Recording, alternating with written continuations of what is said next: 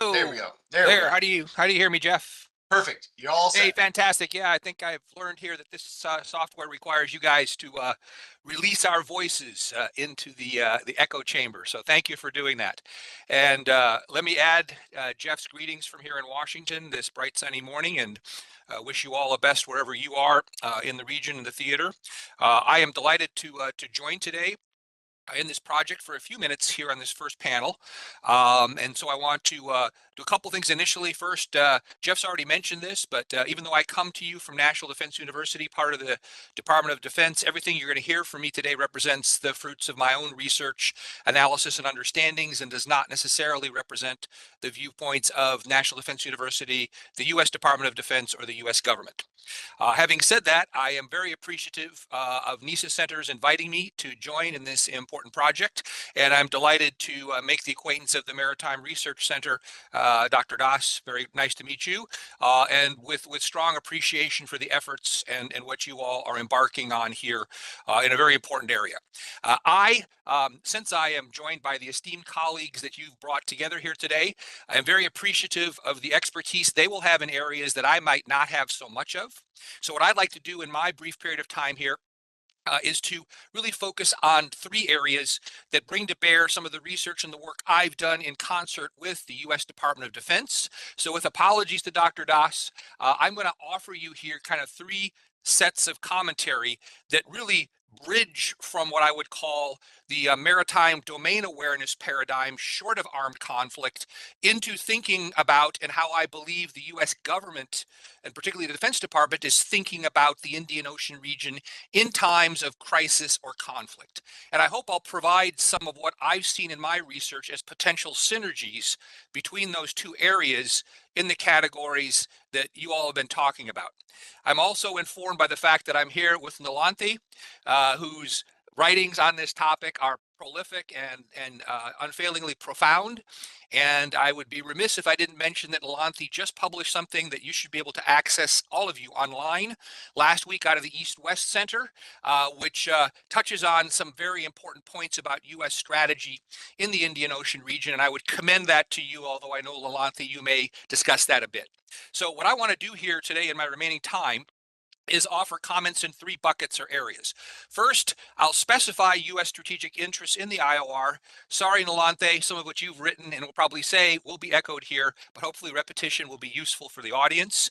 Second, I'll talk to you about what I see as U.S. activities or initiatives in the IOR that get us into the underwater domain and kind of how that's being thought about. First, in terms of risks or concerns, and second, in terms of opportunities to move forward in that area, particularly in this bridge from pre-conflict or confrontation into conflict and confrontation. And then I'll offer you kind of 3 points for summarization. So let me start then, for those in the audience unfamiliar with kind of what I would argue to you are kind of U.S. strategic interests in the Indian Ocean region at the big picture level, and then kind of some of the documentation that's out there about these, and then a bridge to why I would add some thoughts to what's in U.S. publications and articulated strategies to why underwater domain awareness matters in the context of where we are now. First, there are two operative documents that anyone in this seminar that wishes to look at how the U.S. is thinking about the Indian Ocean region, both in terms of, pre-conflict and then confrontation and crisis mode, should turn to. And neither one is robust or wholly satisfactory on the Indian Ocean. But nonetheless, they are our two primary documents. First is the U.S. National Security Strategy of October 2022, which talks about the Indian Ocean region in the Indo-Pacific security construct. And then second, there is the U.S. Indo-Pacific Strategy, actually published in February of 2022, so prior to our national security strategy. And again, it situates the Indian Ocean region in the construct of the wider Indo-Pacific. Okay, I think, and here I'm echoing things that Nalanthe and I have talked about a lot and that she writes about and other scholars do here. I think there are really three key elements, and then a fourth that I would add in to what the U.S. overall strategy is for the Indian Ocean region before we get to how underwater domain awareness fits into that. First is to assure the free flow of commerce and ideas across the Indian Ocean region. And that is critical in times of um, no armed conflict, but even more importantly, in times of corollary armed conflict and confrontation. That freedom and that assurance, both a positive and a negative assurance of that freedom. Second, um, to assure that the U.S. has necessary military access to the region. Part of that has to do with actual venues and locations, but a lot of it these days in American strategy has to do with access to partners, partnerships, and integration. And third, um, I think our strategy acknowledges that the Indian Ocean region is what we of a military background would call a supporting theater, not a main effort theater. So what do I mean by that?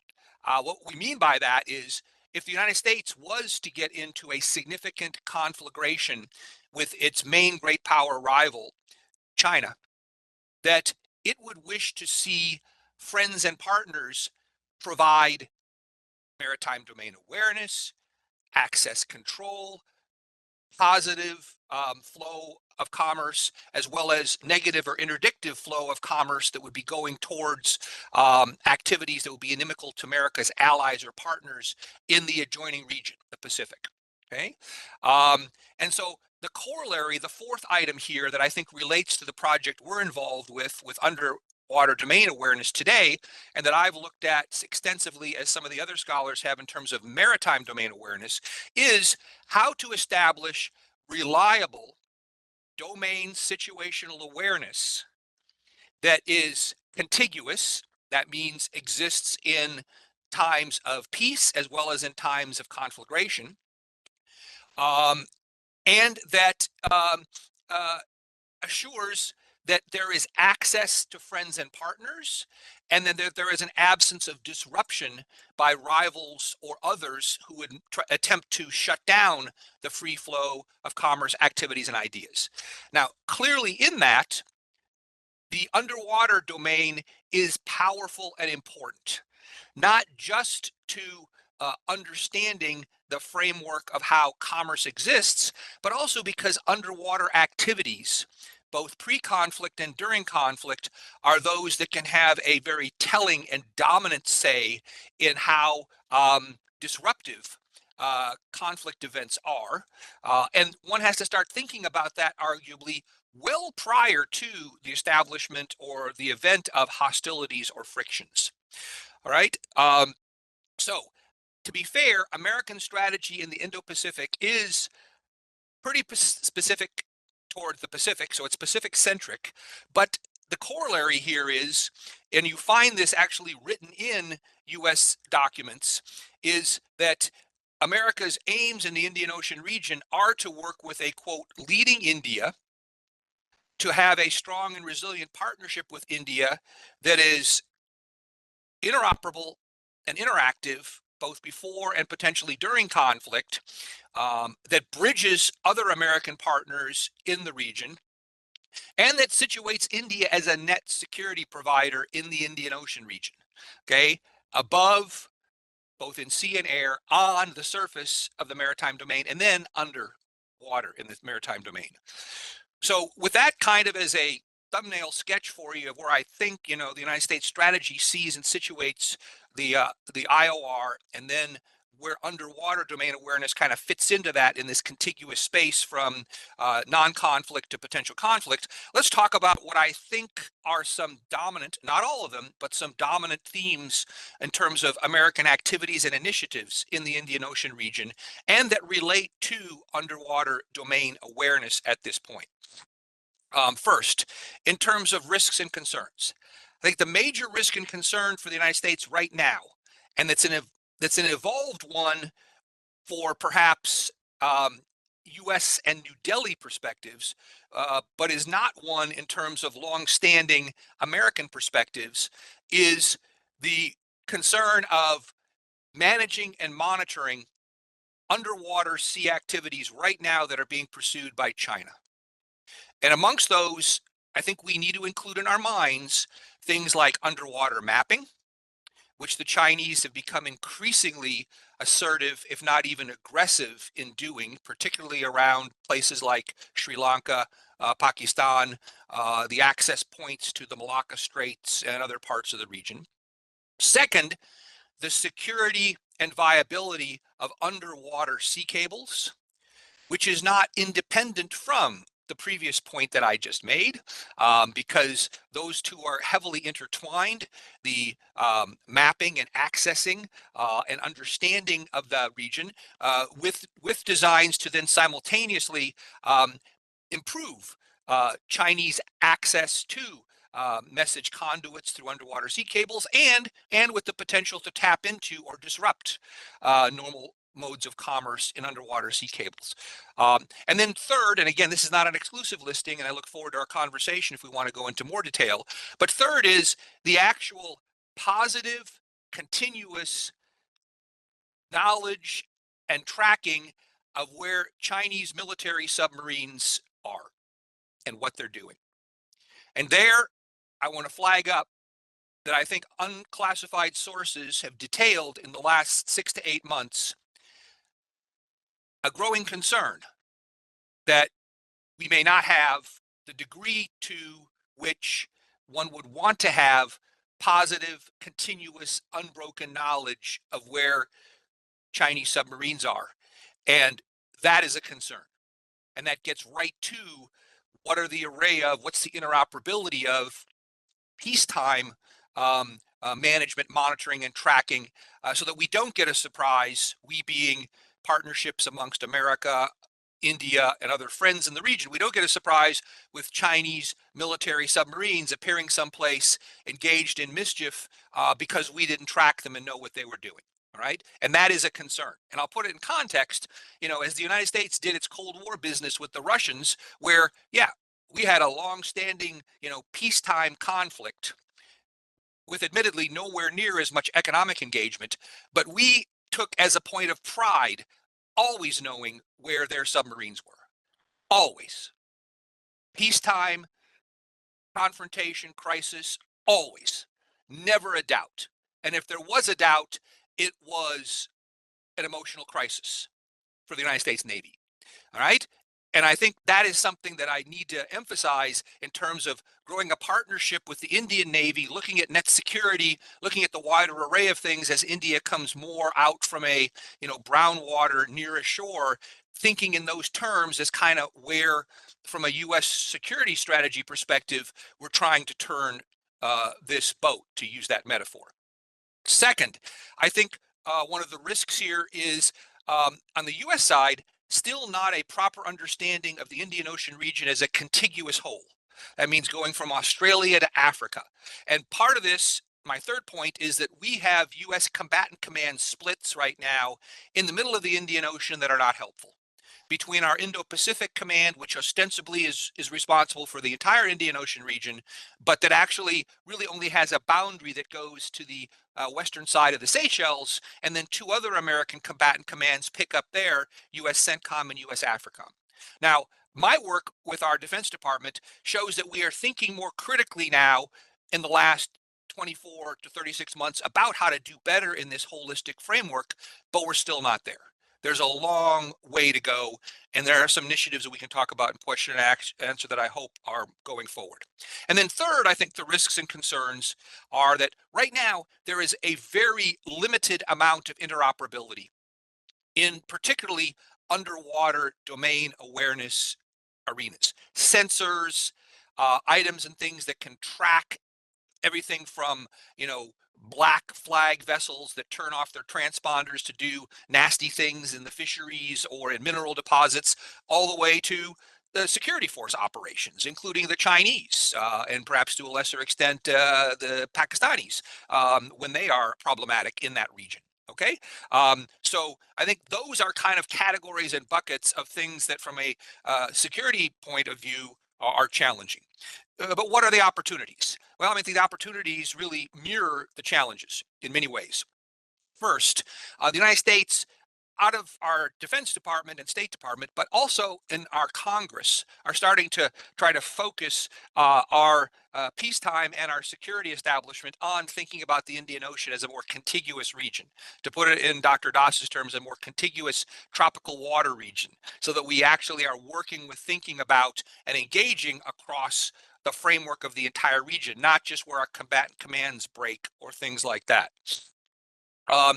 Next, I think there's an encouragement in terms of moving towards interoperability, at least at the surface level, in that as of November 2023, India officially announced that it would take on full membership in the US-led cooperative maritime forces that largely work against piracy and drugs and narcotics, and then the safe shipping of vessels in and around disruptions from places like the Houthis and others. I think that is an enormous help towards this interoperability, but I'll acknowledge that's not right now in the space of undersea domain awareness, but you can't be successful on the surface if you're not successful under the surface in knowing what's going on there.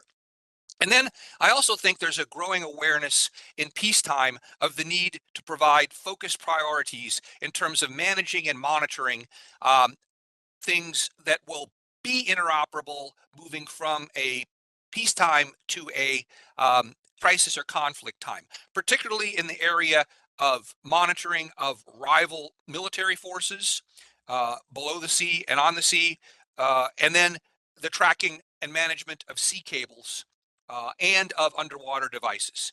And here, I just want to highlight the fact that a lot of what has to be established and where there's an enormous opportunity, and I was encouraged, Dr. Dass, to see your presentation got into a lot of this, is establishing common norms, common standards, and common access to these elements and areas. And the trick here is to make these accessible to the people that need this to do legitimate commercial activities or law enforcement activities in peacetime, but also not make it so inclusive that it is a security risk during times of confrontation or crisis.